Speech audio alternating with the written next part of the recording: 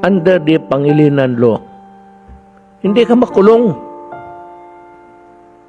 Eh kung yung 15 years old, papasok ka ng bahay, sasaksakin ka, patayin ka, tapos kunin mo yung kinuha yung pera.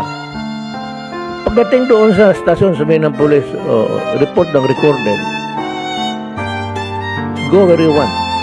That increase the number of crime tenfold.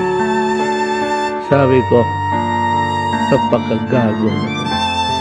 And the Congress that went along with it. Tanungin ko siya, buhay pa man kayo? Yung members of the Congress, hindi pa ninyo binasa ng gusto yan.